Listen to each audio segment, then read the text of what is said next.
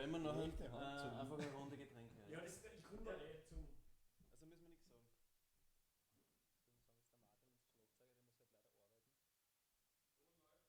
Ton läuft? Geht's los? Ja. Ich glaube, es geht los. Ich glaube, wir sind live. Unglaublich, Hallo. aber wahr. Schönen guten Abend. Wir sind da in einer Weinstube im wievielten Bezirk von Wien? Im 8. Im 8. in der Josefstädter Straße. Wie heißt die Weinstube nochmal? Weinbar Panikl. Aha. So Okay. heißt's.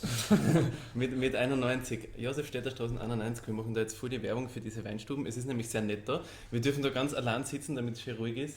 Ganz alleinig Wein trinken, weil es so Ganz ruhig alleinig ist. Wein. Hey, wir haben noch keinen Wein, gell? wir haben noch nichts zum Trinken. Ja, wir werden da jetzt beim Kölner gleich mal was bestellen. Was dir weg bringen? Ja, ich nehme ein großes Bier. Ja.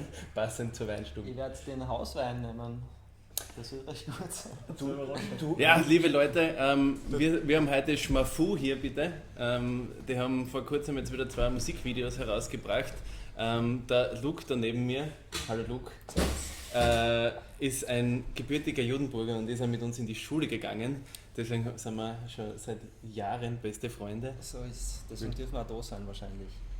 Und weil es gute Musik macht. Ich glaube, es geht dafür um die Musik. Du hast jetzt mit deiner Anmoderation genau die Bestellung unterbrochen, sodass nur ihr zwei was kriegt und wir leer ausgehen. Das ist echt, das habe ich gar nicht mit. Martin! Ich hätte jetzt einmal bestellen können. Ein Hauswein für mich bitte! Und für mich eine Mischung. Gerne. Wer weiß nicht, was das ist und was das. Ein Spritzer. So, erzähl's einmal. Also ihr seid Schmafu, was macht ihr für Leute, die unwissend sind? Genau, also wir sind Schmafu, eine Partie sind 5 Leute. Der Martin, der jetzt halt arbeiten muss, der würde eigentlich auch gerne da sitzen, aber er muss eben arbeiten. Das ist auch der Grund, warum wir heute da sitzen, weil wir haben unser erstes Musikvideo, das heißt 22, da geht es um die 22 Stunden Arbeitswoche, die Lehrer und Lehrerinnen genießen. Und das haben wir quasi indirekt vertont, weil ja der Bürgermeister Häufler mal diesen medialen Fauxpas geliefert hat. Und wir haben halt da das erste Mal das Video gedreht, weil wir halt nach einer Location gesucht haben. Und in dem Video hat der Martin halt, der jetzt hinter der Bar steht, einen Kölner gespielt. Und der ist dann geblieben. So, er hat quasi durch diesen Musikvideo-Dreh dann da einen Job gekriegt, Das taugt er mehr, oder? den er als Ausgleich quasi zur So, Musik ich glaube, als macht. Schlagzeuger bei euch. Eine Mischung. Also war er zuerst schon Schlagzeuger bei euch und ist dann der König. Genau, er hat nach einem Weg gesucht, wie er quasi irgendwie rauskommt aus dieser Musikwelt und irgendwie einen bodenständigen Hobbyberuf. Die nebenbei Band ist macht, weil das doch ein teures Hobby und muss man Danke was vielmals. dazu sagen. Dankeschön.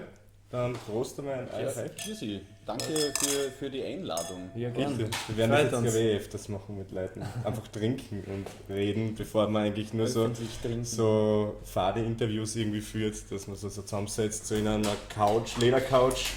Ich find das total lässig, weil wenn man jetzt halt einsam und alleine zu Hause sitzt, es gibt ja immer mehr Singles, die allein daheim sitzen, dann haben wir quasi die Möglichkeit jetzt halt auf einen Channel zu gehen und dann trotzdem, auch wenn man ganz einsam und allein ist, das Gefühl zu haben, hey, ich sauf in Gemeinschaft. Das ist Übrigens, so wir haben auch ein bisschen konzeptionell. zur Überbrückung, dass, weil solche Livestreams ja ab und zu ein bisschen was zwischendrin ein bisschen runtergehen, wieder aufgehen. Wir haben ein Spiel mitgenommen, halt, wo man einfach so, während man ein bisschen Man reden, muss, halt man einfach muss vielleicht spielen dazu sagen, also wir machen ja Rap.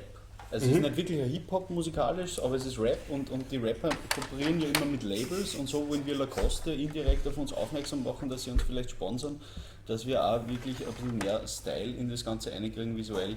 Darf ich sagen, das war mein Lieblingsspiel als Kind. kann. Ich würde euch Das bitten, war echt mein ich würde euch aber Lieblingsspiel. bitten, Ich hab nehmt das das geliebt. Werkzeug, weil das ist echt gefährlich bei Ja. dem Krokodil. Weil Okay. vielleicht Muss sind man wir- das noch aufmachen? Nein, das ist offen, aber das machen wir da.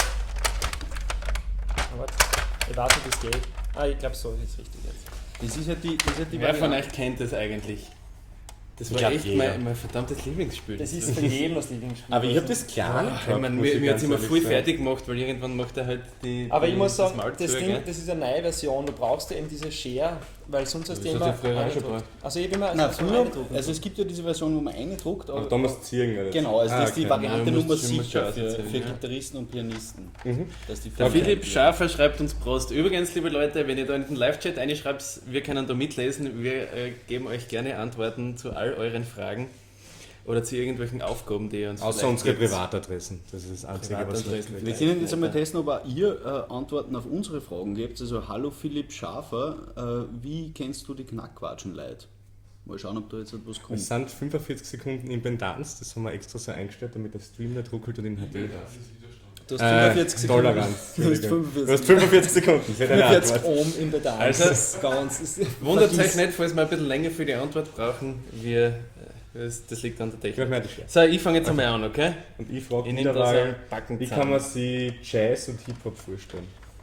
Ich weiß gar nicht, ob das Jazz ist. Ich habe so wenig Ahnung eigentlich von Musik, dass ich das gar nicht so beurteilen kann. Ich Dann fragen wir einen Studierten. fange an studieren. Jazz und Hip-Hop.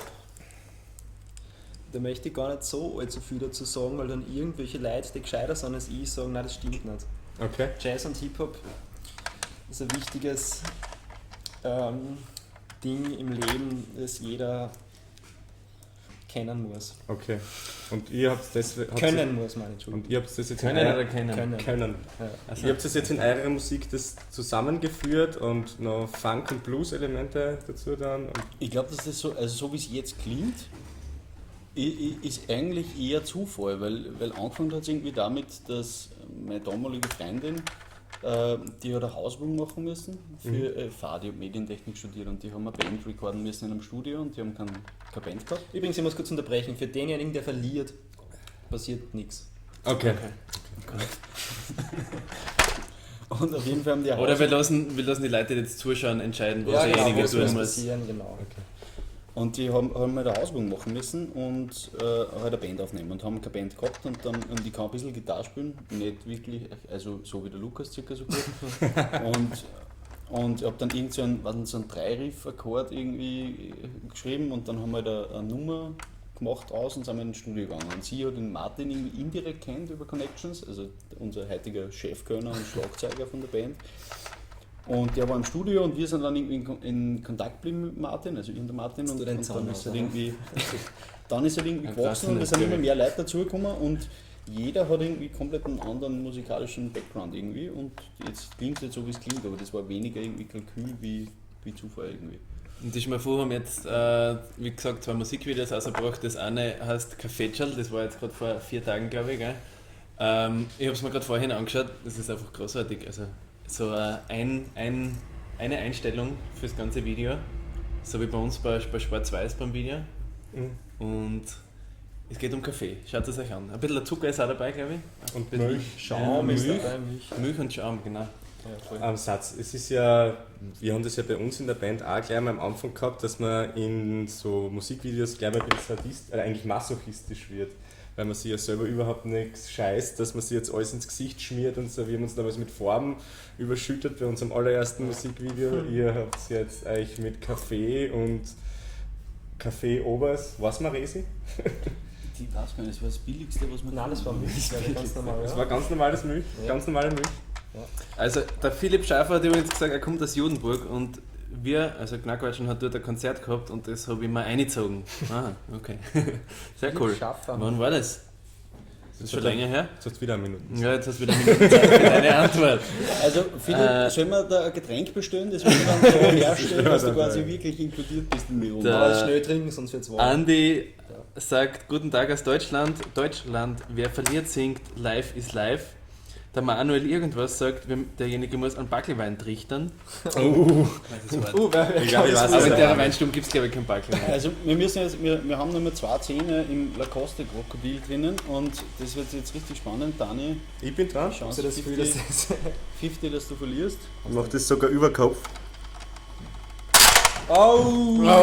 Backelwein. Was ist jetzt da mein Backelwein oder Live is Live? Ich sing Life is Life von mir aus. Bitte. Okay. Soll der Lukas vielleicht den Takt angeben? Ja. Ist allerdings ein Klatsch drin. Ja.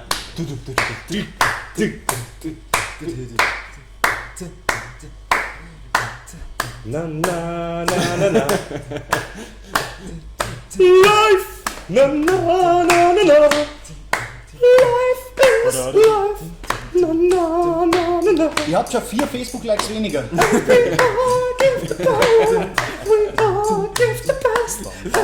Minus 10. Danke, danke. Ich weiß. Dankeschön für diese Das war Performance. Ja. unglaublich, Nice. unglaublich. So. Der nächste, der verliert, das darf jetzt natürlich ich entscheiden. Der nächste, der verliert, Was ist das für ein Scheiß?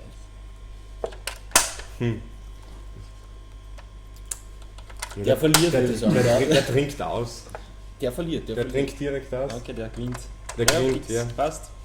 Und muss als nächstes ein Schandgetränk trinken. Irgendwas, was man nicht so gern hat, nämlich Cola Rot. Ja, ich muss ein bisschen aufpassen mit dem Drin heute, ich nicht so viel gegessen habe.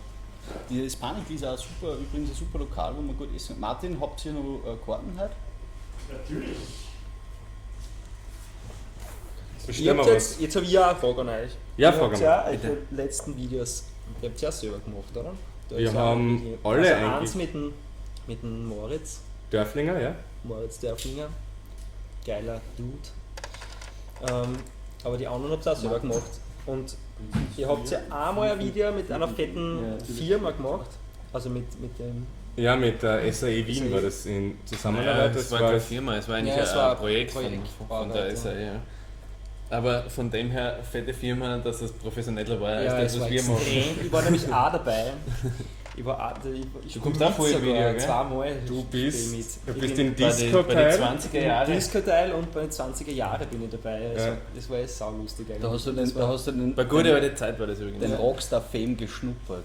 Ja, da waren wir, also es war echt, es war saulustig. Und heimgekommen zu deinem Papa und hast gesagt, Jetzt Papa, ist das soweit. möchte er die Arme machen und jetzt. Genau, und dann hat Jetzt er mal ist eine es. Gitarre gekauft und dann hat er gesagt, schau, Wie ihr, ich meine, ich habe mir eure Facebook-Seiten angeschaut, das hat so bei 10.000 Follower oder so.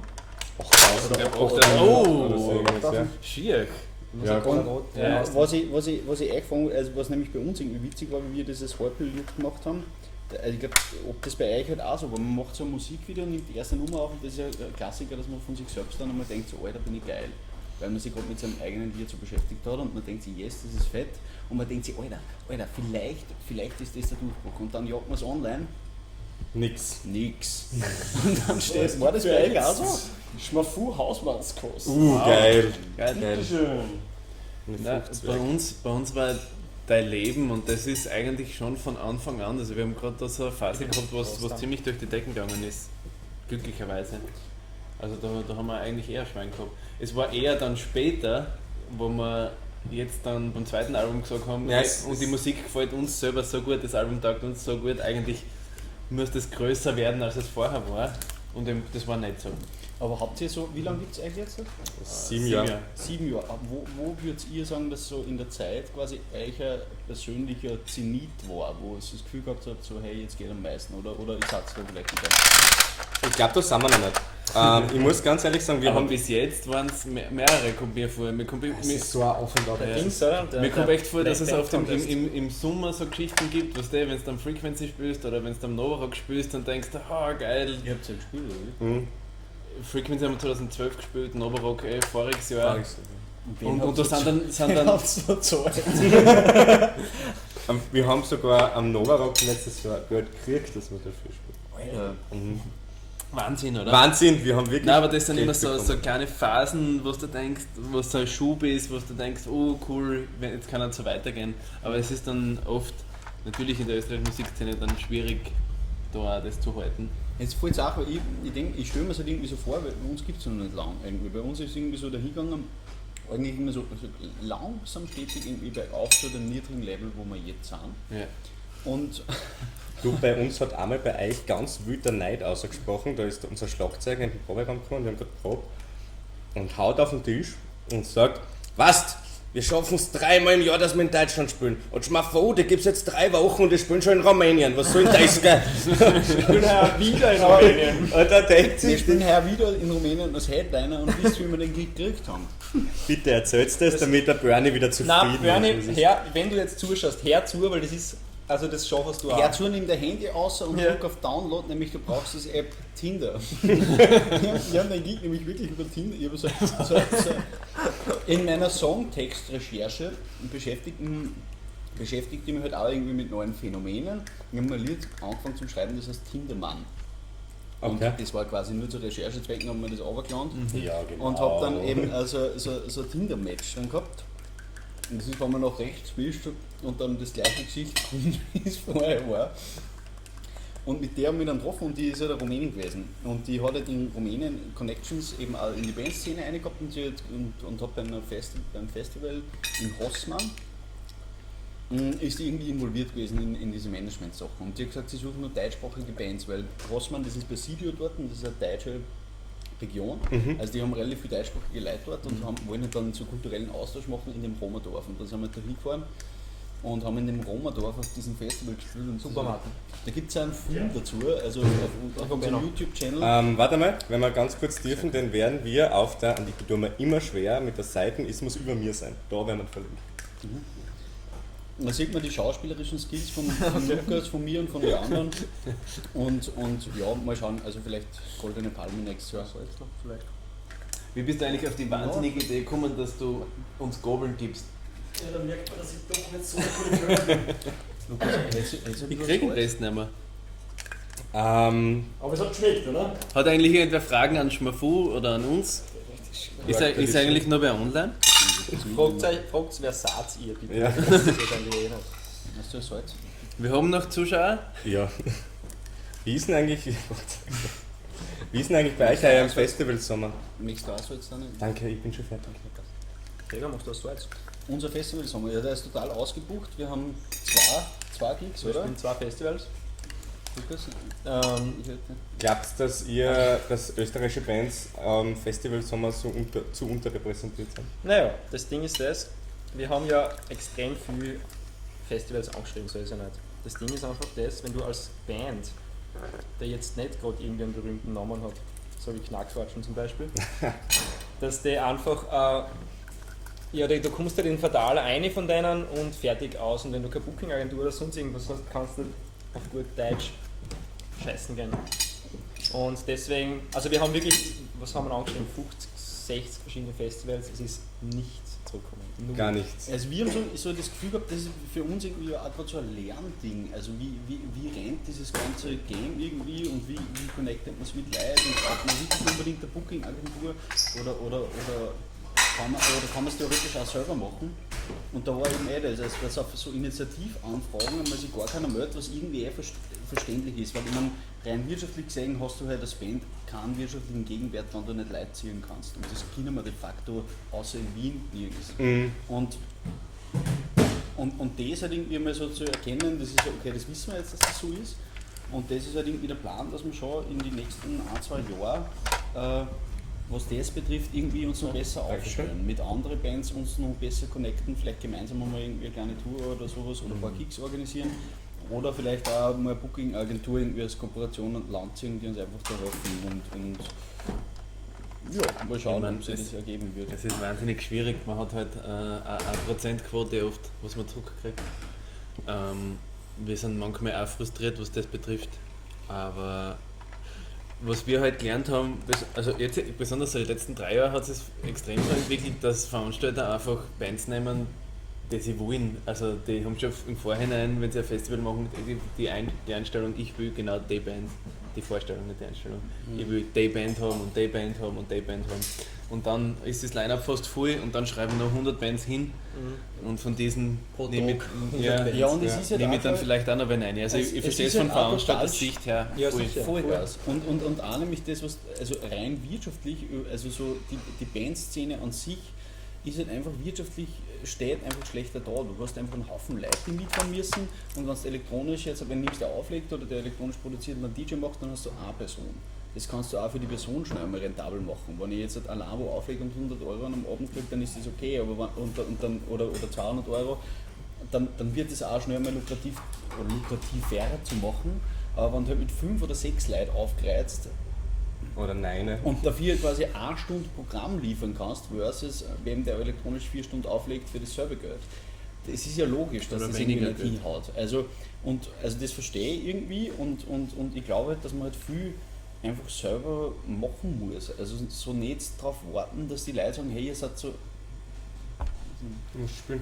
Normal stört dir das nicht, wenn die auf dem Oberschenkel liegen. Ja, aber du. Spielen. Das ist trotzdem checken. Also so Der Spaß immer. So, ich glaube, man muss halt irgendwie selber einfach machen und schauen, dass man kleine Fanbase findet und mit denen einfach selber Sachen machen und im Endeffekt geht es um das. Also das ist wir ein geiles Leben und selber machen und einen Lifestyle zelebrieren, der leibend ist und hoffentlich kann man da irgendwie Leute wieder motivieren, zu Live-Sachen zu machen? Wir haben uns das selber auch schon öfters gedacht, wir denken uns da vorne Leute, also DJs auf Festivals oder sagen wir mal DJ und Rapper oder so. Ich glaube, Macklemore hat jetzt wieder Headline. Ich mag Macklemore seine Musik sehr gern, also ich finde, er macht eine gute Sache. Aber so prinzipiell DJ und er fuhren hin. Also Und gleich Headliner als der andere Headliner. Ja. Und funktioniert er dann auch teilweise so als Entertaining ganz gut? Also ich weiß halt, keine Ahnung wie das ist, wenn mit einem Producer zusammen. Na dann schon wieder. Da trinke ich lieber meinen Spritzwein-Ex, muss ich ganz ehrlich sagen. Ich trinke. Ja, es ist. Also ich finde aber auch, dass ich finde, Da war ich noch nicht. Danke. was ich auch irgendwie finde, ist, wenn man so irgendwie drüber zum Nachdenken anfängt, weißt du, dann würde man es ja nicht machen. Also du würdest das nicht machen, so lange. Ihr spielt 7 Jahre miteinander. Wenn wahrscheinlich das Bankkonto der Grund war, warum sie es macht, dann würde es euch schon längst nicht mehr geben. Und Ja, definitiv. Und das ist halt irgendwie so, ich kenne es halt nicht mit Wenn was Dann ist der Bankkonto der Grund. der Ach, Grund selbstverstanden, ist, das Punkrock. Jetzt habe ich mir nicht gesagt. Ja, so, dann würdest du es halt wahrscheinlich bitte. nicht mehr machen. Und ich weiß nicht, wie das von der Arbeit her ist, irgendwie mit wem zusammen was zu machen, der vielleicht produziert, das ist sicher auch saugeil. Aber ich für mich selber finde es jetzt saugeil, einfach mit einem Kollektiv zusammenzuarbeiten. Weil es nicht so ist, dass du allein quasi sagst, was irgendwie die Richtung vorgibt.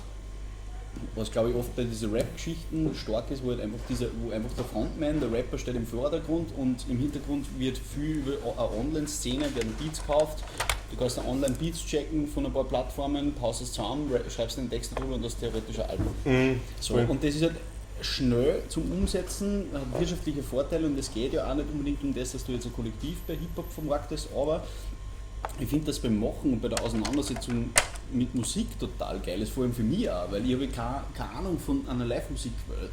Und dann bist du auf einmal mit wem zusammen, der halt irgendwie Schlagzeug studiert oder der irgendwie ewig Bass spielt oder ewig lang sich mit Gitarre beschäftigt und dann bist du gezwungen, dich halt mit diesen Sachen zu beschäftigen. Das ist saugeil, einfach für mich. Und darum denke ich halt sau fresh irgendwie. So. Ich bin sau froh, dass das so ist. ja, das ist ein gewisser Idealismus dahinter, gell?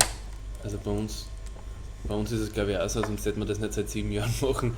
Es ist teilweise echt anstrengend, also es gibt Auf und Abs. Nämlich neben den Höhen, die ich vorher erwähnt habe, mit den ganzen Festivals, gibt es echt Zeiten, was du denkst, Wahnsinn, ich pack's nicht mehr. Ja, ich habe keine Lust und Aber habt ihr so Momente, wo du daheim im Bett liegst und da denkst so, was mache ich eigentlich mit meinem Leben?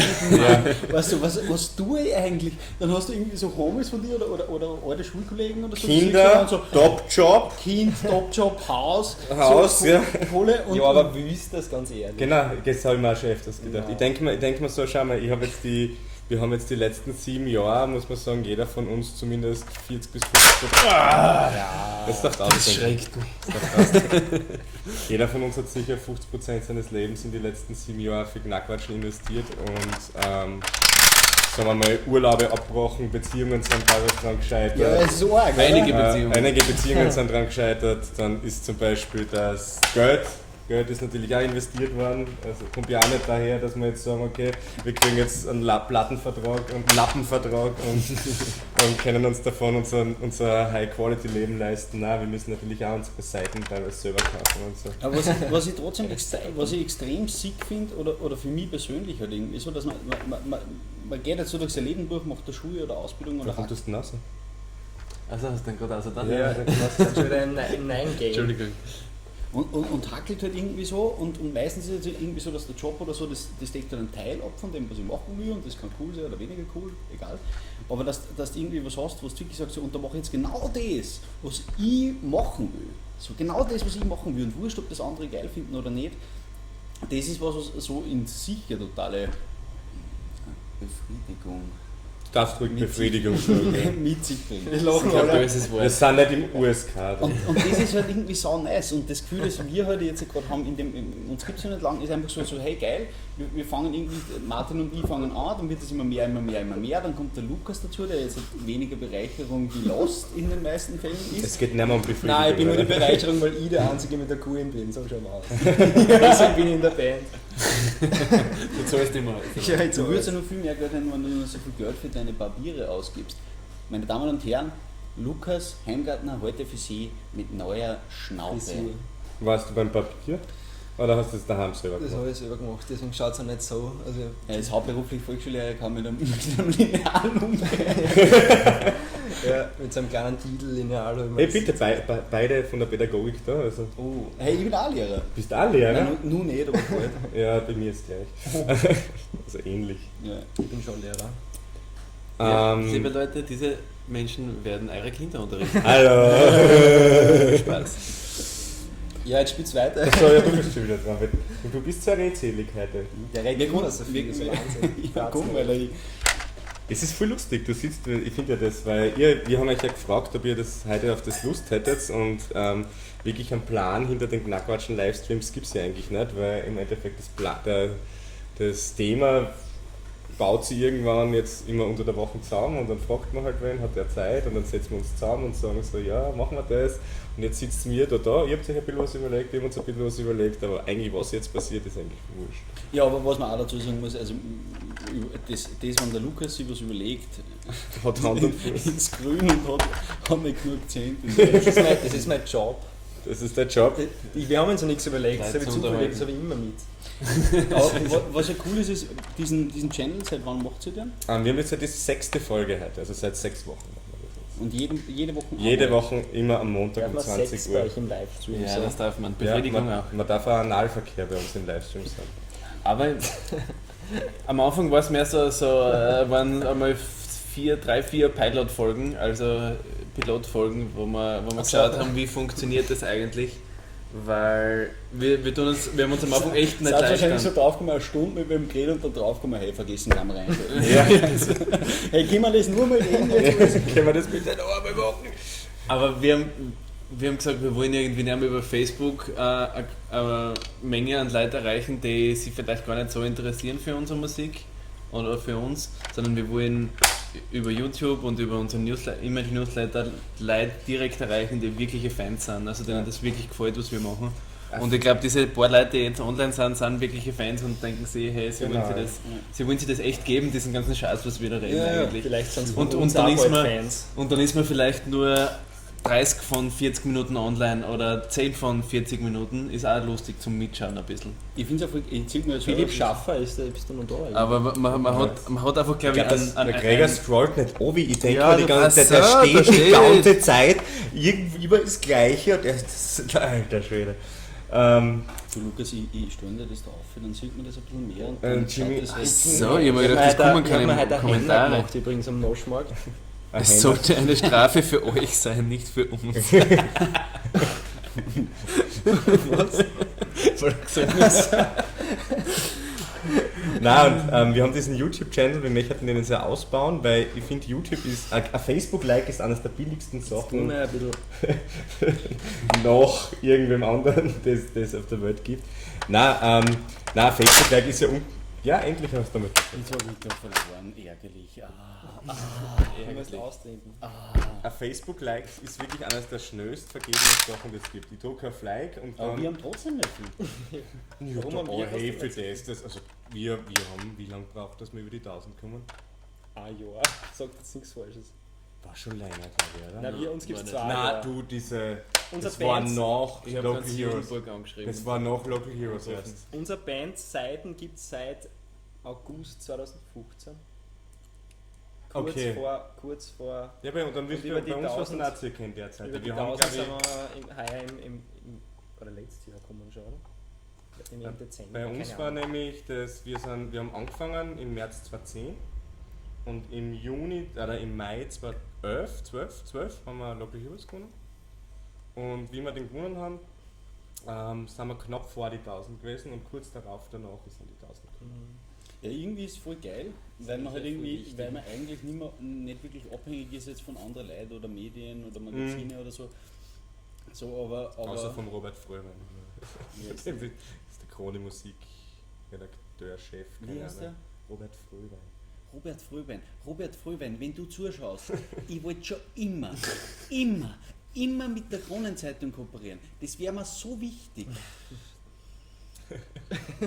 Das ist meine Lieblingszeitung. Die lese ich jeden Sonntag. Vor allem, weil da die Nockerte drinnen ist. Der Philipp Schaffer fragt, ob es Flaggen geben wird. Ich glaube, Fragen Bei von uns uns. das Merchandise, Flaggen. habt ihr Flaggen? Das ist Flaggen, irgendwie nein, so, der so fix nicht. Guerilla-Krieger-mäßig, Nein, oder? Flaggen So. geht gar nicht. Wir haben Aber ich glaube, er meint zum daheim aufhängen, oder? Ja, Und nicht so zum. Ach Ihr so, habt, ihr habt Sackerl, gell? Ja, genau. Wir haben sogar heute eins mit, aber das ist, also wir haben verschiedene Sackerl, das ist eins davon, das ist ganz lustig, weil da so Wurst drauf. Das ist Und eine- das darf ich ist dazu sagen, warum da die Wurst drauf ist? Ist das deswegen, Und der weil wir in Cola-Wurst. dem Video mitspielen? Naja, weil man eigentlich eigentlich braucht man ja zu jedem Sack auch eine Wurst im Normalfall. Und Na schau, es hat schon einen Sinn, weil wir haben jetzt zum Beispiel, wir haben ganz viel Würstelverbundenheit eigentlich. Wir haben ein Lied, das heißt Würstel hinten. Unser neues Intro vom Live-Konzert, das heißt auch 5 Würstel, das sind halt Bier 5 und da sind halt auch 5 Würstel drauf. Das heißt ja, ein Lied vielleicht Cola-Wurst. Cola-Wurst. Ja, aber das alles, ist ja, ich weiß es, man aber kann es ja, Cola-Wurst heißt halt was anderes. Aber ja, aber man halt, kann es ja drauf wir auslegen. sind sehr Wurst verbunden. Aber das könnt ihr kaufen, das kostet nicht viel und das schaut Übrigens, gut aus. wie wir das Video draht haben, dass wir bei euch bei Cola-Wurst im Video drin sein können, haben wir einen vollen Cola gehabt. Also ja, ich finde, bei euch ist nämlich auch der Popst im Hintergrund gewesen. Ist genau, ja, ein Popeye. Ich war da nicht dabei. Du warst da nicht dabei, ja. Ich habe ja überlegt, habt ihr das bewusst? Also wollt ihr Ja, wirklich aus der, Nein, der, das war, war- der, war wirklich der war wirklich bewusst, weil ich habe bei mir in der, es ist bei mir in der Küche und ich habe bei mir in der Küche ganz viele Postkarten hängen und die waren, sind aber eher so, das was gerade kommt, wird halt aufgepinnt und es schaut halt im Endeffekt relativ wirr Da aus. hat der Kircher wieder mal eine Steuer geschickt, eine Steuererklärung Ja, vom Popst persönlich. Wir haben das dann geordnet und dann hat irgendwann der Bernie gesagt, es muss unbedingt der Papst da dazu. Weil Das finde ich auch, weil der sauft Der auch trinkt die das ganze an der Zeit Coke, der Milzwein trinkt. und so. der trinkt auf dem Dings an Caipirinha auf der Karten. Wirklich, Echt das gut. ist Papst, Pope is drinking Caipirinha, ist der Titel von dem Film. Ja, Gott sei Dank hast du das. Ja, wirklich. Ich habe das eigentlich voll witzig gefunden, weil das war ja quasi die Idee, dass man jetzt halt andere Bands in seinen Musikvideos hat, das ist ja nichts Neues. Also das haben schon hunderte Leute gemacht, irgendwie so. Aber naja, ich war jetzt auch nicht die Ersten. Nein, wir waren nicht die Ersten. Oder? Nein, die waren die ersten, ich glaube schon. So, und das war aber witzig, weil wir am Anfang halt überhaupt nicht gewusst, ob das in der Umsetzung hinhauen wird und ob eben irgendwer mittut. Und ich glaube, so reichweitenmäßig war es jetzt halt ihr und Erwin und Edwin. Danke an Erwin und Edwin, das Auto. Die waren bei uns auch dabei. Dass da was zurückgekommen ist und dass die Leute halt mitgemacht haben. Das war ziemlich nice eigentlich. Und ich finde, das kehrt viel mehr her, dass man nicht so alleine gegen die Windmühlen kämpft, sondern dass man sagt, hey, machen wir es gemeinsam und auch Crossover, wenn es jetzt musikalisch nicht dasselbe ist, ist doch vollkommen egal, weil der Hustle ist für jeden gleich. Ja. So. Und vor allem ist es ja auch zum Beispiel bei uns jetzt, bei unserer Musikrichtung, es ist ja gar nicht so was anderes eigentlich. Es ist beides so Mundart? ein Mundort-Ding, wo, also zumindest bei uns, nicht sehr, sehr viel, also es ist sehr ironisch und so weiter. Das ist bei euch ab und zu auch der Fall. Ja, bei uns mittlerweile ist immer mehr einerseits erwachsen, Ironie. aber Bei uns einerseits Ironie und andererseits halt auch Kritik. ja, voll, Aber ist ja bei uns auch wir so. machen aber nie was so offen, wir legen es nie so da. Ja, Wir ja, sagen genau. jetzt nicht so zündet die Häuser an oder Ja, so und irgendwas. was mir auch sehr, was mir auch irgendwie, also ich bin schon auf, Ja doch, in einem Lied haben wir es Ja, wirklich Hemoda ist schon sehr offensiv. So. Nein, ich finde, man kann ja offensiv sein, aber ich habe vergessen, was ich sagen wollte. na, das muss ich immer sagen, was mich immer so gestört hat, ich bin ja eigentlich immer schon mein ganzes Leben ein Fan von österreichischer Musik, aber es ist halt immer schwierig, weil da gibt es so viele Bands, die das halt irgendwie so ein bisschen in meine Augen so, weiß nicht, es ist immer sehr viel von österreichischer Musik wird so als lustig gleich dargestellt. So, haha, wir verkleiden uns jetzt als Steirerburm und spielen irgendeine Rocknummer und machen was Lustiges da oder irgend sowas. Und das habe ich irgendwie nie so geil Ja, aber gefunden. ich glaube, dass das so ein bisschen so eine Schutzfunktion. Also wir haben ja diese So Kabarettszene. Inszenierung ist das. Ja, Und wir haben zu halt aber probieren einfach, ob es geil ist doch. ja, und was das man macht es ja auch für dich selber leichter. Wenn du dich selber nicht ganz ernst nimmst in dem, was du machst, dann tut es weniger weh, wenn du die Goschen fällst, so auf die Art. Ja, Und genau. das macht ja einen Sinn zu machen. Und das machen halt auch sehr viel. Und das witzig, und ich finde zum Beispiel, das ist ja total lustig, weil wenn du dein eigenes Leben anschaust, über das haben wir vorher geredet, was tust du oder was macht ihr? Ihr rennt seit 7 Jahren herum, spielt Konzerte, hustelt euch durch die Gegend, weil es euch selber zelebriert. Und man hat die Abende dabei, wo du nach dem Konzert am nächsten Tag daheim liegst im Bett und du hast den Vorabend gehabt, ja, voll geil, in die Leute drinnen und am nächsten Tag liegst du daheim und du fühlst dich wie das erbärmlichste Würstchen auf Erden. Und das ist zum Beispiel in diesem Intro von uns drin, dieses 5 Würstel, das eigentlich jetzt nicht wahnsinnig irgendwie auscheckt ist und nicht wahnsinnig ein Sinn ist, einfach ein Intro für die Show, aber da ist halt die Line drinnen, 5 Würstel schenken euch halt ein, wer von euch wird das nächste Würstel sein und dann kommt irgendwie so heute Rockstar, aber Würstel im Leben. Und das trifft so, weil auch bei den Leuten, die voll fett vermarktet werden und die von mir aus 1 Million Views auf YouTube haben, hat keiner von denen Kohle daheim. Ganz, ganz wenige. Aber es ist dieses, oh, ich bin so geil und ich zelebriere mich so selbst. Das hat ja auch einen Sinn, das so zu machen, weil es ja geil ist, sich selbst so zu zelebrieren. Man feiert sich einfach selber in dem, was man macht. Aber so der Glamour-Faktor ist de facto, glaube ich, bei 99,9% halt einfach null. So, und es ist halt das Spielen mit sich selber im Leben und das ist ja geil. Es ist ja so, zum Beispiel auf Facebook ist es so, dass lustige Sachen schneller ankommen. Ja, lustige Sachen Makrowagen. druckst immer ganz schnell auf gefällt mir. Darf nichts besser. Und diese ganzen Algorithmen, die da dahinter stehen, unterstützen das auch voll geil. Also, Ja, darum mir kommt auch vor, dass das auch immer mehr wird. Wenn du einen Schmäh hast, dann ist es cool. Aber du musst vergleichen zwischen lustig sein und lustig sein und so deppert lustig sein irgendwie. So. Also da gibt's schon, es gibt schon verschiedene, ja genau, Lächerlich, es gibt ja. schon verschiedene Arten von Lustigkeit. Ich finde auch lustige Sachen geil und Ja. wir machen ja auch viel Scheiß.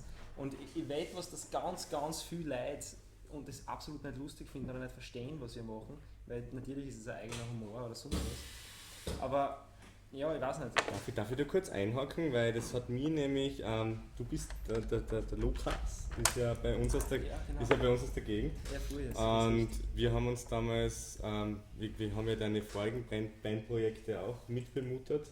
cool, ja. Und jetzt spielst du mit Wienern zusammen Musik. Und das ist ja dialekttechnisch schon ein Unterschied. Oberösterreicher. Oberösterreicher? Wir haben, Es glaub ich, wir haben nur einen einen Wiener in der dabei. Band. Aber du Keyboarder. singst ja schon ein bisschen Wiener. Ja, weil die Oberösterreicher so reden. Halt. Nein, also dieser Dialekt. Kaffeetschau ist schon, Aber das ist oberösterreichisch. das ist definitiv. oberösterreichisch. Klar. Oberösterreicher haben den coolen Wiener Akzent. Entschuldigung Wiener, aber die jungen Wiener, ihr habt keinen coolen Akzent. Wie sagst du zum Die Igel? mag ich gern. Ich glaube, Das das sind doch nicht die Oberösterreicher, sondern eher die Waldviertler. Das ist so Ne. der Er kommt zum Urwiener, Beispiel aus glaub ich. Freistadt, wo der Lukas Blöch gleich herkommt. Ja, er Freistadt- klingt ja, ja, gut, genau Freistadt ist- gleich. wie der Lukas Blöch. Ja, du hast schon den gleichen Akzent. Wir haben auch einen gleichen Akzent, wir kommen auch alle aus. Nein, ich find auch, dass diese Dialektsachen, das wird ja irgendwie auch gerade irgendwie ein bisschen kontrovers diskutiert, so in der österreichischen irgendwie Pop-Landschaft. Und ich glaube, Bilderbuch hat da mal ein bisschen so sich drüber quasi echauffiert, das Wort ist mir jetzt nicht eingefallen, dass quasi Leute auf diese Dialektsache aufspringen, weil sie glauben, jetzt gibt es gerade diesen Österreich-Hype und das muss man halt unbedingt Dialekt machen, damit man geil ist.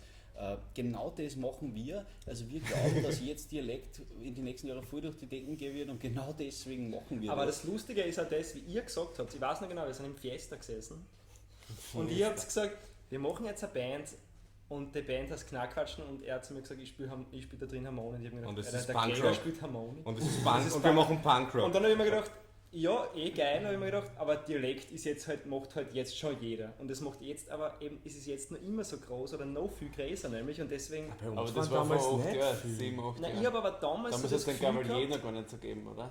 Gavalier Ja, war ist damals noch das- nicht. Das war stimmt. Ja. Nein, aber auf jeden Fall. Hey du, 500.000 Euro, aufpassen. 500.000 Euro Strafe, wenn du jetzt was Falsches Ich sagst. sage nichts Falsches. Hey, ich hab mal einen Typen kennengelernt, der hat über einen Gabalier, also ich kann das glaube ich dem seinen Namen nicht nennen, Ja. weil der hat mittlerweile wieder einen normalen Job, aber der hat also ein Video gemacht, wo ein Gabalier verarscht und ist dann auch verklagt worden. Du, die Horst, ganz gute Freund von mir, von uns, Ja, die haben ja die Formel zum Erfolg geschrieben. Das ist das Aber da Andi kommt G. niemals sein Name vor. Es kommt nur Andi G vor. Andi G, ja. Aber es wird halt. Es ja aber ich finde das so arm, ich finde das so ist arm. dann auch verklagt worden. Ja, Oder Klage haben sie bekommen. Ja, der Gabalier selbst als eingespannt, Privatperson, der wird ja nicht rumrennen und die Leute verklagen, sondern das wird halt irgendwie so ein Label, so eine Firma, was auch immer das dann ist, machen.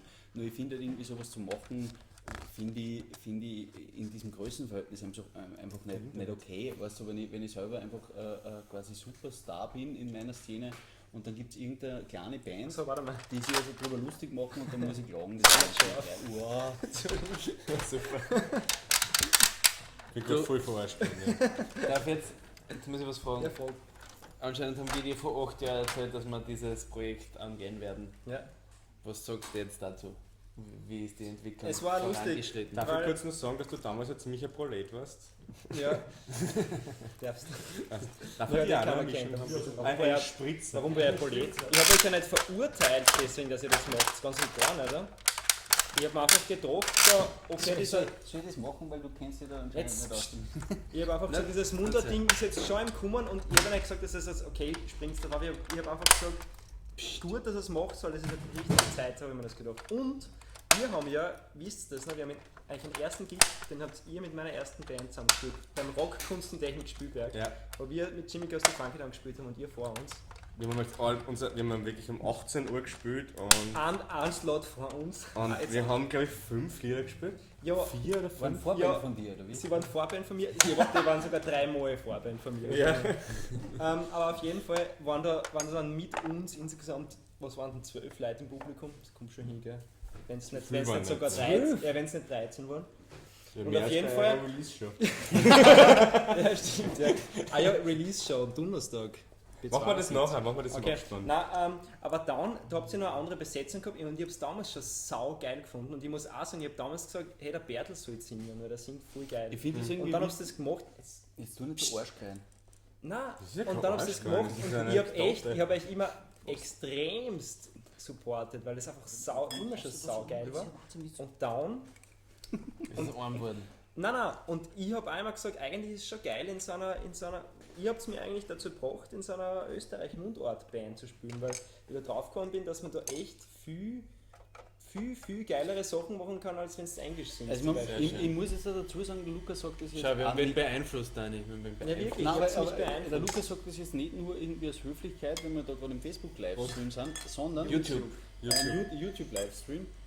Sondern das Witzige ist, dass irgendwie die Band Knackwatschen wirklich extrem oft in die Proberäume genannt wird, irgendwie als Beispiel. Ja, ich nenne euch So. immer als Beispiel. Und es hat uns, aber keiner von Nein, uns, wirklich. außer der Luki, hat euch jemals irgendwie live gesehen. Aber eure Live-Skills, von denen schwärmen da immer so. Und so Ich schwärme nicht nur für die Live-Skills. Ja. Ja, nein, ich schwärme nicht nur für die Live-Skills, ich schwärme vor allem von eurem Ding, wie ihr das alles angeht. Das ist saugeil, weil viele Bands, die ich kenne, weil wir kennen ja viel Musiker aus Judenburg, die saugut sind. Zum Beispiel aus Judenburg, muss nicht nur Judenburg sein. Aber das sind alles perfekte, saugeile Musiker, studiert, alles drum und dran. Und die spielen aber nur Konzerte spielen und sonst sind sie nirgendwo dabei. Und ihr seid aber die jetzt nicht rein Musik studiert haben, sondern ihr seid mit echt so einem Herz dabei, das sagt, okay, wir wollen den anderen Scheiß auch machen und spielen auch. Und deswegen seid ihr auch da, wo ihr seid. Und deswegen sind viel andere Bands, sie könnten dort sein, aber sie sind es halt nicht, weil sie einfach nur spielen und proben und das Geld, was sie dann kriegen, die 50 Euro stecken sein. Und das ist Ja, halt, und das ist halt irgendwie so dieses, nicht nur dieses, ich will oben stehen und geil sein, sondern generell halt einfach alles zelebrieren, was dazugehört. Und Freund bleiben währenddessen und sie nicht hassen nach 2 Jahren, was ja auch gar nicht so einfach ist, glaube ich.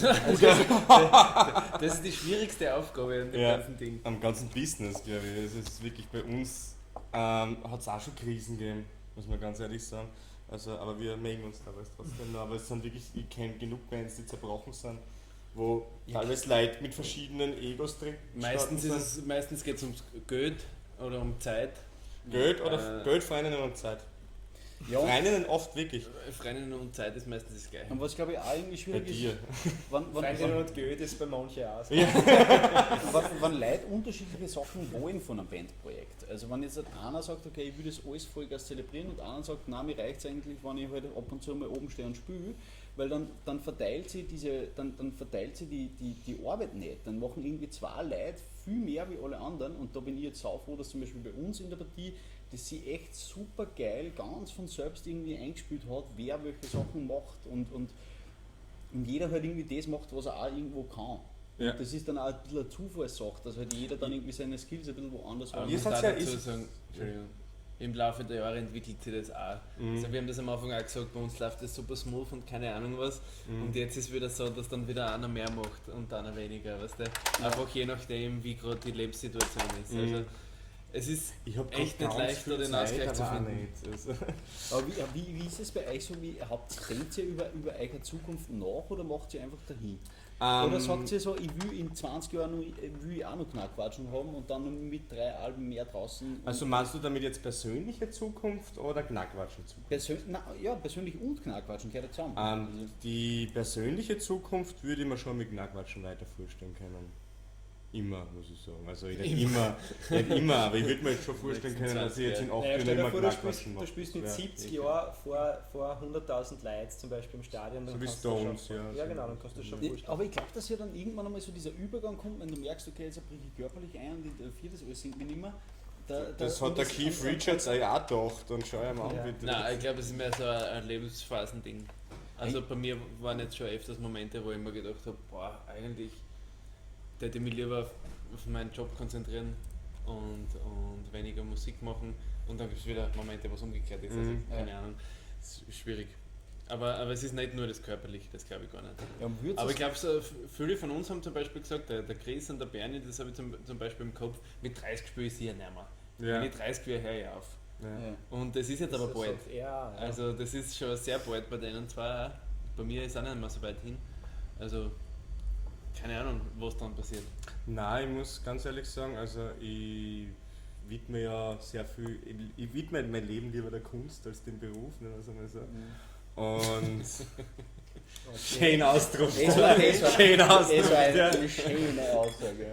Ja, das ist, ja. Und Weil Kunst alles ist nämlich. Jeder Scheiß, den du machst, kann irgendwie Kunst sein. Das ist schon richtig. Mach ich auch lieber. nein, und Saufen ich zum muss Beispiel. ganz ehrlich sagen, solange ich ein warmes Essen am Tisch habe und ein schönes Leben, also dass ich mir Das Werkzeug her. das, ha? das hat er gekriegt. Und ich mir das leisten kann, was ich will, probiere ich mit einer Band so lange weiterzumachen. wie es Solange ich geht. was zum Essen habe und mir das leisten kann, was ich will, mache ich das auch mit der Band. Ja, sicher. Das ist ja klar. Nein, Essen, Schlafplatz und auch einigermaßen wenig Abstriche irgendwo machen. Ja, ja, das ist richtig. Aber knackwatschenmäßig kann ich sagen, wir haben uns ein Ziel gesetzt. Also wir haben gesagt, wir wollen bis dort und dorthin so und so viele Lieder haben und wollen da aufnehmen. Es ist aber jetzt auf kurze Zeit jetzt, wenn ich sage. Es ist jetzt nicht so der Ja, aber noch- 5-Jahresplan. Aber nach dem zweiten Album haben wir gesagt, okay, jetzt haben wir die Tour gespielt, Aber wann ihr wollen wir jetzt wieder was rausbringen und in Aber wir welchem haben einen Zeitraum. Zweijahres- Aber ihr setzt euch hin, macht euch quasi ein Ziel und da arbeitet ihr komplett konsequent quasi drauf. Nein, überhaupt Konsequent nicht, aber darauf hin. Ja. Aber darauf hin. Ja. Okay. Und es hilft auch, also ich glaube, diese Zielsetzung hat geholfen. Ich meine, wir werden es nicht schaffen, was wir uns als Ziel gesetzt haben, aber es ist auch voll in Ordnung. Ja, das ist noch normal bei diesen Sachen. Ja, aber wir setzen uns trotzdem zu und schreiben dann einen eigenen Song. Wie lange Also- sitzt Tool jetzt am letzten Album, muss man ganz ehrlich sagen? Seit 14 Jahren oder 13 Jahren? Also, Ist schon Ja, vergleichbar, aber gut, das geht halt nicht, gell? Also wir sind überlegen, ob wir überhaupt ein Album rausbringen oder Ja. ob wir einfach werden wir nur wahrscheinlich noch nicht, Über das EPs haben wir nämlich rausbringen. auch nachgedacht. Werden wir nicht Und machen. wir haben jetzt eine EP, ich meine, in dem Fall bei der unserem Sonntag-EP hat es mehrere Gründe, warum es jetzt nur EP geworden ist. Zum einen finanziell, weil es einfach nicht drin war bei uns, dass wir jetzt ein ganzes Album produzieren und auch, weil halt ein Album, finde ich, wie so ein Album hat ja diesen will nicht. Mythos, das muss, also, wenn ich eins mache, wenn ich so viel Geld in die Hand nehme, dann muss es halt echt, muss ich so überzeugt von dem selber sein. Ja. Und es bringt ja auch dann teilweise gar nicht so viel, weil wenn du jetzt halt, du bringst ein Album aus mit, keine Ahnung, 12 Nummern, hast ewig lang daran geschrieben, dann hast du einmal diesen Effekt, dass du live spielen kannst, einmal hast du diesen Social Media Effekt, dass du quasi was released. einmal sind deine Fans für eine kurze Zeit befriedigt Sind's mit kurz- Lieder. Das haben wir nämlich Und dann ist aber gemerkt. ewig lang wieder nichts und darum Ja. glaube ich, es ist viel gescheiter, in Kurzintervalle halt einfach EPs auszuhauen. Dann hast du vielleicht jedes Jahr eine Release-Party, die saugeil ist, wo Leute kommen. Du hast nicht den mega Stress mit dem Schreiben und du kriegst eine bessere rote, wie sagt man, Fäden eine. Rote Fäden. Rote Fäden, ja, weil halt irgendwie so 12 Tracks irgendwie in einen roten Faden einbringen, musikalisch und inhaltlich, textlich ist schwierig einfach. Ist sau schwierig. Wir haben uns ja gedacht, wir haben uns Und bei mir uns kommt, gedacht, mir kommt also- vor, ich unterbreche dich die ganze Zeit. Bitte, kein Problem. Mir kommt vor, also wenn ich mir jetzt so die Spotify und dieser Generation anschaue, es hört keiner mehr Alben. Niemand hört Alben. Eine in die Playlist. Ich mit meine meinen ich, mein, ich schon, Lieblingssongs. gell? Also ich bin glaube ich, einer der wenigen Leute, die noch Alben hören. Auch auf Spotify jetzt zum Beispiel oder auf der Platten oder keine Ahnung was. Aber das ist- dass ich mir ein Album komplett durchhöre, als Gesamtkunstwerk. Ja? Ja, aber Und- das aber- mache ich zum Beispiel, mache das ein oder zweimal und dann hole ich mir auch meine besten Lieder raus. Ja, und dann Aber zeigst du das, das aber da. das, ist ja, das ist ja irgendwie Ich normal. überhaupt nicht, wirklich. Ich bin ein reiner Albumhörer. Ja. Ich tue eins eine und hörst du. Ich merke zum Beispiel das Album horchen, ich hab das eigentlich jetzt erst über die Band gelernt. Ohne Worte hat jetzt geschrieben, es sind einige Kommentare schon reingekommen, tut mir leid, Da mal kurz drauf vorlesen. reagiert. vor. Gebt dem Dani das Handy, der ist da aufmerksamer. Vor einer halben Stunde. Übrigens, ohne Worte hat vorher geschrieben, 10 Fans haben wir, mir ist nur brutal fad. Ja, dann machen wir irgendwas Arges. Nein, Das Aber Simon- ich glaube, das ist so gemeint, das ist das Positive. Also ihre ist fad gewesen, oder ihm, und jetzt Das ist glaube ich nicht mehr nicht, fad. aber Der ich hoffe, der ist nicht mehr Fahrt. Also wir werden dann wir haben uns noch gut so ein Stück weit vorbereitet, der Lukas wird sich zu späterer Stunde ausziehen, aber das erst im Hauptabendprogramm und nicht im Also nach Vorabendprogramm. 22 Uhr. Genau. Muss ich meinen Flixbus Der stornieren. Simon hat 3 Nippel. 3? Was echt? Ja, hat er. Ja. Wie Krusty der Clown. Schau, er ist voll das. Ich glaube, ich werde nur ein Der Gigabyte weiß, wie er Internet aufmerksam kaufen ist. müssen, weil langsam kommen wir schon richtig. Ja, aber wenn es Gigabyte. brutal fad ist, was gibt es denn sonst noch Schönes? Ich wollte noch was fragen, Entschuldigung, wenn wir jetzt. Jetzt sehe ich das zum ersten Mal, meine Hure ist schief. Der hat schon passt. Du das Handy weg! Handys bei Gesprächen ist total unfair. Ja, aber dann nimm du es, weil du bist der Aufmerksamere. Okay, passt, gib her da. Ja, du bist Okay, aber aufmerksam. ich stelle jetzt trotzdem noch die Frage, warum darauf zurückzukommen. Unser Plan ist eigentlich, dass wir auf CDs scheißen anfangen. Ja, aber Nein, kann mir das nicht, vorstellen. was kannst du mir nicht dazu wortwörtlich, nicht wortwörtlich. Buchstäblich. Auf Nein. CDs scheißen. Nein, dass wir wirklich keine CDs mehr produzieren, weil eine CD-Produktion, sie kosten-nutzen-technisch, wir haben da ganz viel CDs daheim, wir haben, also vom ersten Album, wir haben vom zweiten Album noch ganz viel daheim und wir denken uns die ganze Zeit, warum soll ich für mehrere Tausende Euro CDs produzieren, wenn die Leute sich das digital dann aufrippen Und im dann Auto die CD und dann die CD liegt meistens dann im Regal drin, natürlich freist die, was du was in Nein, der nein, Hand Nein, hast. ich das sage ist jetzt, so ich ein sag CD jetzt wird da sich was, gerne was ganz Geheimes jetzt. Wir haben für die CD einen Schaß gezahlt. Ah, okay. Also, ich Ja, gebe ich das hab's gern aber, weiter. ja, aber ihr habt ja Paperback. Na sicher, aber die Digibags, die ihr habt, kosten auch einen Schaß.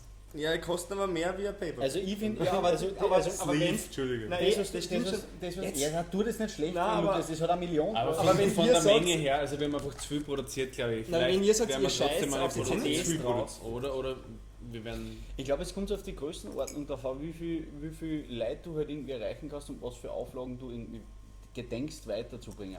Weil bei der Größe, die wir jetzt zum Beispiel haben, da ist ja, also wenn wir CDs produzieren, dann zahlt sich das jetzt zwar irgendwie bei einer großen Rechnung mit einer 1000er Auflage nicht auf, weil wie soll man es denn anbringen, aber wir haben ja natürlich eine Mama und einen Papa und einen Onkel und eine Tante und Mein eine Papa- Oma mein Papa und hat- den Lukas, sein Papa. Der hat und 10 den CDs Lukas, sein vorbestellt.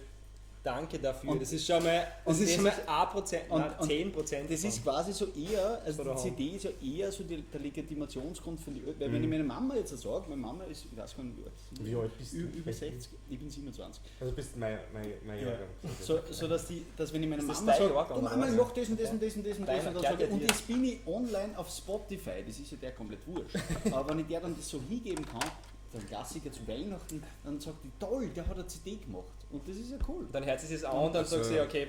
Das klingt doch Danke. scheiße. Wir Ich haben würde nämlich, dir eine Platten hindrucken. genau. Platten und Aber Download-Code. steht- Platten-Download-Code. Ja, Immer. das geht, ja. Und down aber nur so EPs, 2 Nummern dort, dann vielleicht ein Split. Fragen noch wir so einfach oder die so. Leute, was sie sagen dürfen. Ich bin Ja, gespannt, Wenn wann wir, was würdet ihr sagen, wenn wir ein Album rausbringen und keine CD produzieren? Platte, Download-Code oder auf USB-Stick Als Vor allem, USB-Stick am Mehrstand. wie Ja. oder Leute- MC. Wie MC viele Leute sind- von den 10, was da gerade zuschauen, haben eine sind Knackbatschen mehr als CD? sind mehr als Oder wie viele Leute von denen, was jetzt sind, haben eine Knackbatschen CD? Das würde mich interessieren. Der schreibt bitte einmal I. was ja kommt, dass immer mehr Leute zum Beispiel die so Limited Editions machen. Die sagen, okay, wir probieren, wo wir, alles wir drin machen ist, jetzt, ja. nein, wir machen einfach 1000, wir produzieren 1000 Stück und es werden niemals mehr produziert und du kaufst halt das, weil du weißt, okay, das wird nicht mehr produziert und du hast dann diesen Sammlerwert quasi. Und ich bin gespannt, wann das irgendwann einmal so ist, dass ich produziere ein ganzes Album und ich mache nur 10 CDs und ich spiele das auch nie live und ein CD kostet dann Braucht man- 10.000 Euro. Ja, vor allem, wenn wir 10 CDs und um 10 Euro verkaufen, dann sind das sicher im Du, Jahr. der Nico Rosberg hat das jetzt gemacht mit seinem Fotoalbum. Da hat er 100 Stück produziert und die Leute haben einzahlen dürfen an Betrag. Er hat aber nie eine Grenze nach oben oder unten gesetzt. Und die am meisten zahlt haben, die 100 haben es gekriegt. Und das Geld, was unterhalb war, alles andere ist gespendet worden. Das ist zum Beispiel, aber was geil, ne? was zum Beispiel in der deutschen Rap-Szene, ja, da ist ja dieses Boxen-Game von ihm. Das ist komisch, weil zum Beispiel Ja, Materia haben wir diese, gerade genau, bestellt. diese Boxen-Sachen, Ich hab die Box, da ist Matsumoto halt irgendwie eine Box. CD drinnen, eine Platten drinnen, ein Poster drinnen, ein T-Shirt drinnen und ein bisschen Merch. Schmeißt das nicht so weg? Und Shellac-Platte wird Und übrigens das rennt voll gut und das finde ich total witzig, dass dieses Boxen-Game primär im Hip-Hop stattfindet, aber in andere Musikrichtungen eigentlich nicht. Das finde ich irgendwie schräg. Itchy Pups geht, weil der Itchy. Jan da drüben, unser lieber Tontechniker, hat ein Itchy Pups Kit Level an. Itchy Pups Kit hat jetzt einen Seesack gemacht, also so wie Elvis Presley mäßig, wo alles drin ist. T-Shirt, Wir Seil. werden vielleicht als nächstes Merch einen Seesack aus. Ich bin auch voll Ui, pro viel Seesack. besser als die was ein Hipster. Seesack ist. Nein, Das ist ein Sack, wo ganz viel Wasser drin ist. Wo es quasi, wenn es am ein Gigabyte schnell, gell? Weil sonst willst du das nicht mehr aussehen. Nein, wir werden es jetzt noch nicht abbrechen, wir sind bald bei einer Stunde. Es ist ja jeden Saufahrt. Wir haben zusehen. Echt? Ja, okay. Ich finde das so nicht. Während du das machst, dann gehe ich mal auf. Es wird nämlich finster auch schon. Das ist auf. Nur Weindels. Warte mal, die nächste Frage. Sollen wir jetzt aufhören oder nicht? Ja, machen wir so. Ja, und wie ist es mit den CDs? Es ist schon geschrieben worden. Ist schon geschrieben worden. Die Jennifer schreibt, bleibt bei CDs, die höre ich brav im Auto. Ah, die Autogeschichte. Wenn Ja. du ein neues Auto kaufst, dann gibt's Aber das dann, noch. dann kauft er. Kauft ein Audi A8. Was tust du da mit den CDs? Was tust du im Audi A8 mit CDs? Gar nichts. Oder im Käfer zum Beispiel. Oder im Käfer, ja, brauchst du Brauchst der einen MC. Plattenspieler. Ja. Nein, ich war halt dafür. Also, Warte kurz, Gregor. noch. ja. Wir schreiben, weil wir haben ja Minuten Toleranz. Das heißt aber Eine Inventar. Minute. Hast du ja wirklich im Delay? Das Ja. heißt Inventar. Ich habe bei meinem Verstärker Minuten. Wer will, dass man weiter, wenn 3 Leute schreiben, dass man noch weiter tun soll in einer halben Stunde, dann bestelle ich einen Gigabyte. Wenn 3 Leute sagen, wir sollen noch weiter tun ein bisschen, dann... 3 leider gibt. 3 Leute, ja, 3 Leute im Chat sollen sagen, wir sollen weiter tun, dann kaufe ich einen Gigabyte und dann geht's wieder. Also sollen wir noch weitermachen oder nicht? Sollen wir noch So, weitermachen? und ich gehe jetzt kurz da weiter. Der Andreas sagt, habe beide CDs. Ohne Worte sagt, die letzte CD, die ich gekauft habe, ist von Viech. Sonst, Viech, saugeil. sonst keinen Platz mehr für CDs. Viech übrigens, Paul Blut, mit dem haben wir jetzt gespielt einmal, das ist saugeil. Her der Paul Blut und das ist halt, ich glaube, der Gitarrist von Viech. Und voll geil, saugeil. Und kauft der DCD auch. Wenn du Viech magst, kauf da wirklich mal vor. DCD. Du bist echt nicht weit weg. Her, Zaunfeld. Ja, ich hab noch. Wie lange rennt es eigentlich noch? Wir haben jetzt einmal ausgesagt, dass wir, Ausgesagt. wenn die Leute uns noch weiter sehen wollen, sollen sie es in den Chat schreiben, sonst hören wir mit der vollen Stunde auf. Ist das meins? Nein, das ist meins, oder? Ohne Worte hat außerdem gefragt, seid es zwar 89er Jahrgang? Nein, 90er Satz. 90er sind wir. Ich bin ein Neiner. Du bist ein 91er, ich bin ein 90er. 90er. Ich bin ein Ich 91er. bin 92. Hey, wir sind 89, 90, 91, 91, 92. Alter, das ist so Wow. unglaublich. Darf er noch einen Spritzer haben, bitte? Weil wenn ich schon irgendwie... Du bist nüchtern eingestiegen und Wir sind gleich jetzt, flauschig jetzt aus. halt eigentlich schon ein bisschen über Zeit, oder? Darum könnte man jetzt eigentlich mal Martin in die Runde holen, weil der rennt die ganze Zeit da rum, Martin, und ich finde, du druckst dich da so asozial, jetzt komm mal daher. Der Martin, der Ich muss muss uns den da. Nachschub sagen. So. Ja. Ja, er muss für Ja, noch. nicht, oder? Darf ich euch noch? Ich habe nämlich was vorbereitet auch für euch. Der Martin, was da hinten mal umgeht, das ist unser Schlagzeuger und der hackelt da. Das haben wir eh schon mal Ich habe für, gesagt. euch- Das Reden macht dir durstig. ich hab für euch 5 Fragen. Ups, Entschuldigung. Ich habe für euch 5 Fragen. Darf ich nicht nüchtern stehen? Der Martin muss auch nicht Martin weiß es beantworten. Sehr gut. Es sind nur Entscheidungsfragen. Aber ihr kennt jeder, wenn ihr wollt. Gib mir den Spitzentan. Bitte. Ihr könnt ja ausführen, was ihr zu dieser Frage sagt. Und es geht natürlich bei euch hauptsächlich um Rap. Muss ich ganz ehrlich sagen.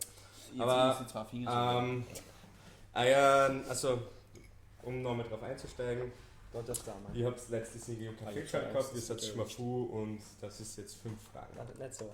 5 Fragen antworten. Milch oder Obers? Milch, Wieso? weil es weniger Fett hat und es natürlich nicht von Das war so klar. Coffee and TV oder der Coffee Song? Was nochmal? Coffee and TV oder der Coffee Song? Beides. Also Blur oder Santana im Endeffekt. Beides. Okay. Spritzer oder Mischung? Spritzer. Eindeutig Spritzer. Warum? Ich weiß nicht, das ist so kann Weil er halt nicht sprechen kann. es wird einfach immer so genannt bei uns. Und Genau, die einfach so. hast Danke. Schau, wie ich wieder bloßsteht. Bin ich einmal im Fernsehen und ich wieder zur Sau. Das ist lieb. Cola oder weiter trinken? Eigentlich muss ich jetzt sagen, weiter trinken, weil es gut beim jungen Publikum ankommt, aber ich glaube, die sind wohl schon ein bisschen öder drum, Cola und Ausnüchtern. Cola und ausnüchtern? Ja. Okay. Ist gut. Hallo? Schmafu oder Stuss? Du, Lukas, der Mama ist dran. Kaum nicht. Schmafu oder Stuss? Schmafu, was sonst? Stuss.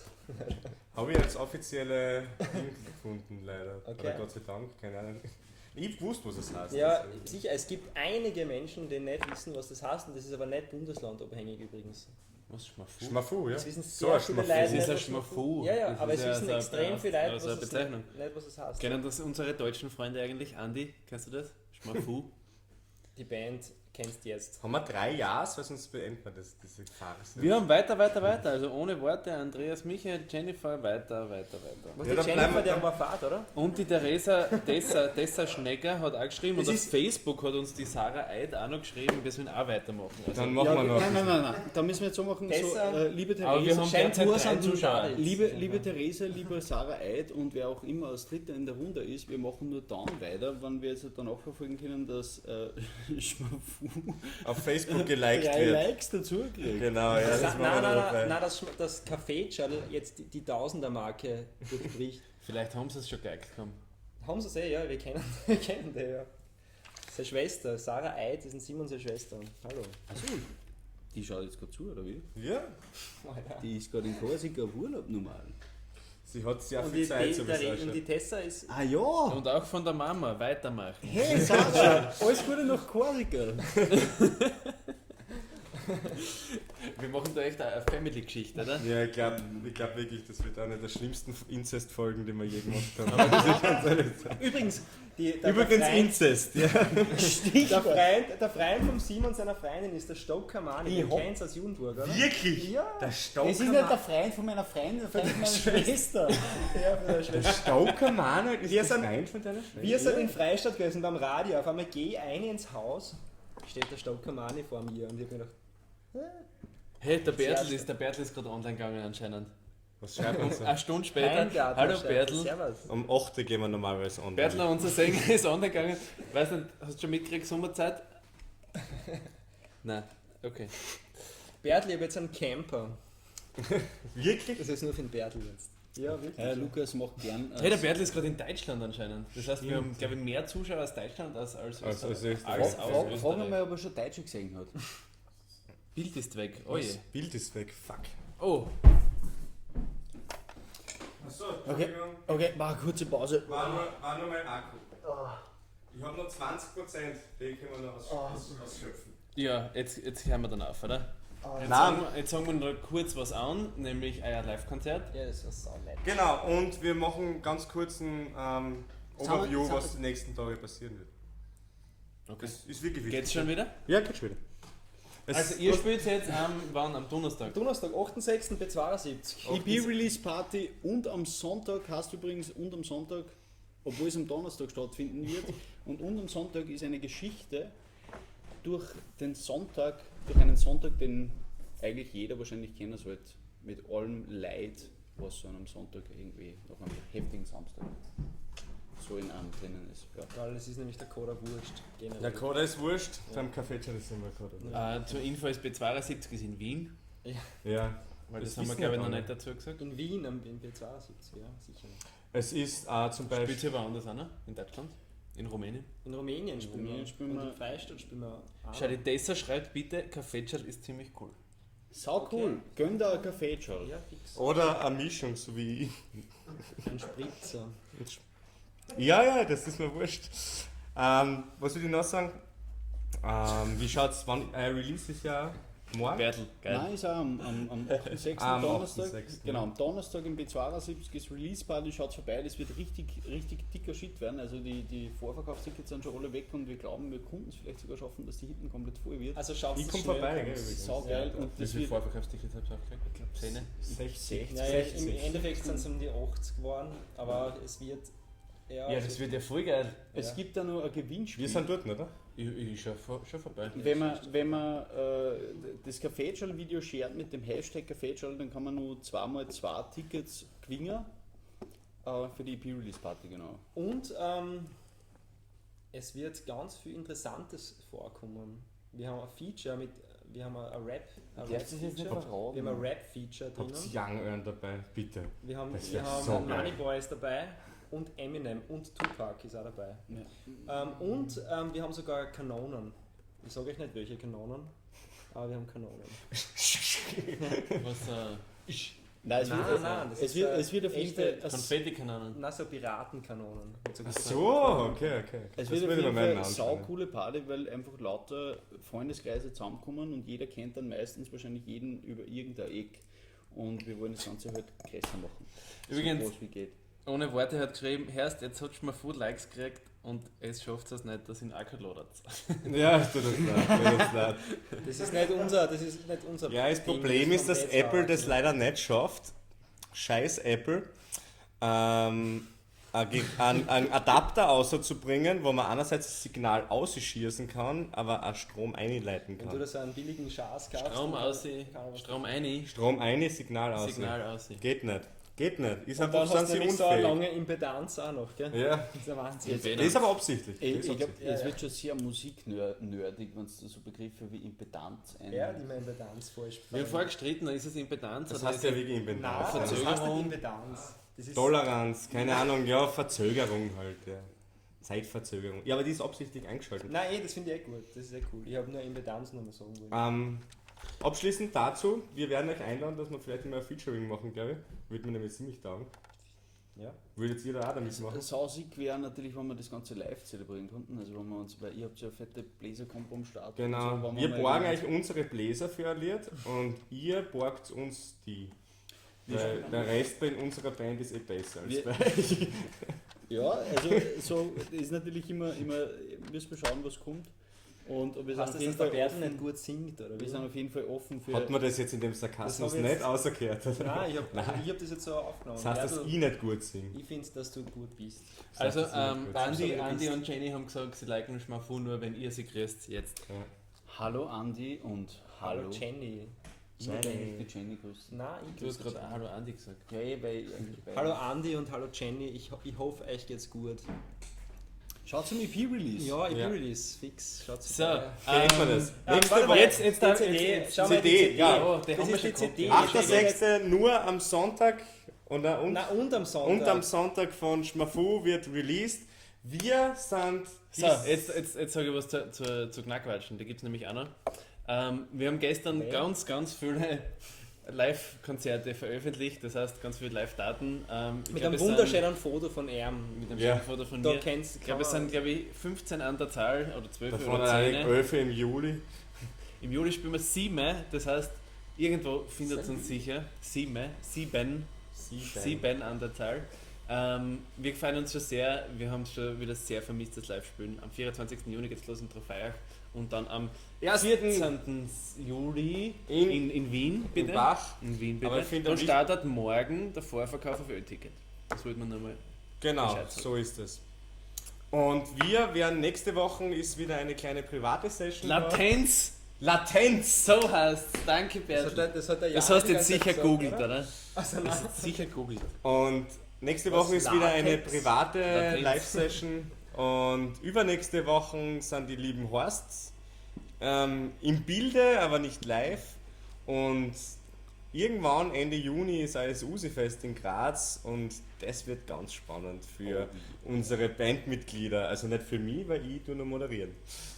Oh Ich ja. darf übrigens sagen, wir haben zwischendurch 18 Zuschauer gehabt, jetzt sind wir wieder bei 3, jetzt hören wir auf. Ja, vielen Auf lieben Dank. Wiedersehen. Tschüss Bussi. Papa, der Danke. wir waren Knackwatschen. Und das war Schmafu!